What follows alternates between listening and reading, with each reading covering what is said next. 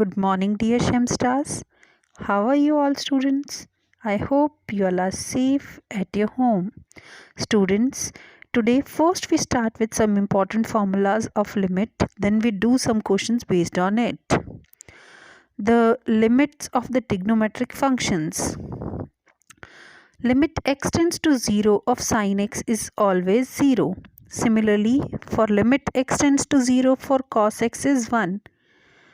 Limit x tends to 0 of sin x by x is 1. Limit x tends to 0 for tan x over x is also 1. Limit x tends to 0 for 1 minus cos x over x is again 0. Next, limit x tends to 0 of sin inverse x over x is 1. Similarly, limit x tends to 0 of tan inverse x over x is also 1. Students, the proof of these formulas is not there in your syllabus. You just need to remember these formulas. So as you can see, either their value is 0 or 1. In case of limit x tends to 0 of sin x is 0 and limit x tends to 0 of 1 minus cos x over x is 0. Rest all other values are 1. Next are some important formulas, that is limit in the form of 1 raised to power infinity. So here limit x tends to 0, 1 plus x and whole power 1 over x is e. Similarly, if the limit x tends to infinity and inside we are having 1 plus 1 by x whole power x, that is again e. Next is the limit x tends to infinity, 1 plus a upon x whole power x is e raised to power a. Next, very important formula for x raised to power n, that is limit x tends to a of x raised to power n minus a raised to power n over x minus a is n a n minus 1. So this formula is very important. Student, again you need to remember all these formula so that we can use these formula directly in our questions. So now let us see some of the examples based on this from our exercise 13.1. Now question number 8 of the exercise 13.1 is limit x tends to 3 x raised to power 4 minus 81 over 2x square minus 5x minus 3. Students, in such type of questions, first always express the given expression in the form of factors. So we know that x raised to power 4 minus 81 can be written as x square minus 9 and x square plus 9. Similarly, for the denominator also, 2x square minus 5x minus 3 can be expressed as x minus 3 into 2x plus 1.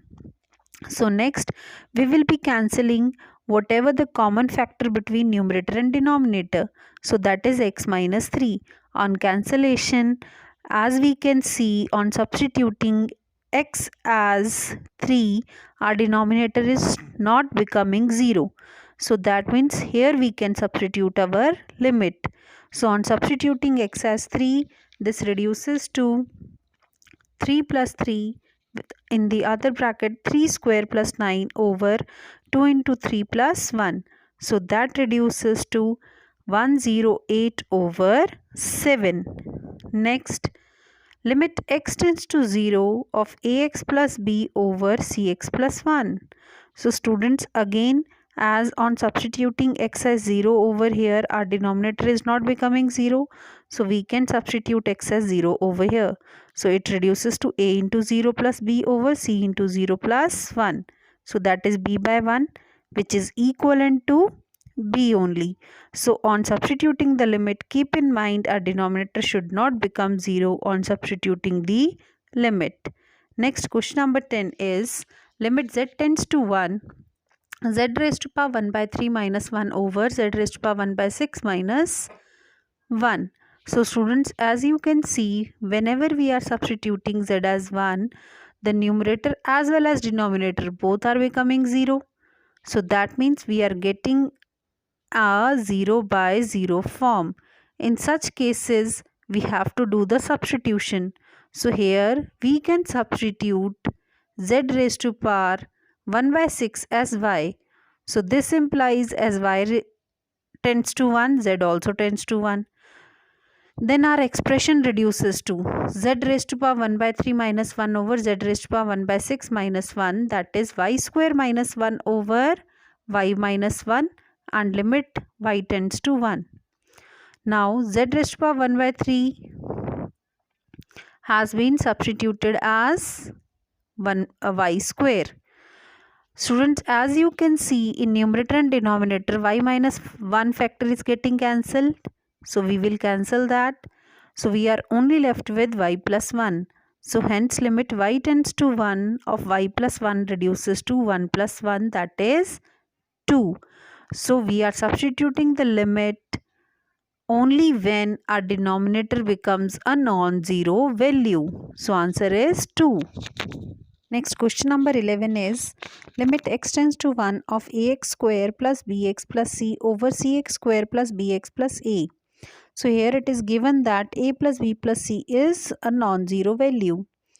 So that means our denominator is not becoming 0. So that means we can easily substitute limit x as 1.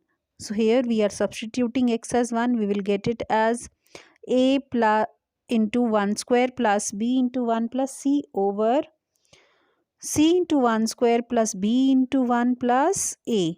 So that is a plus b plus c over c plus b plus a. As we can see clearly that numerator and denominator are just the same. So we will cancel them. And that means the result is 1. Students, I hope these limit questions are very simple for you to solve. So I'll give you next 2 questions as homework. That's all for today, students. Do revise what we have done in the class. And if you have any query, please feel free to ask on the Google Classroom. Take care and have a great day ahead.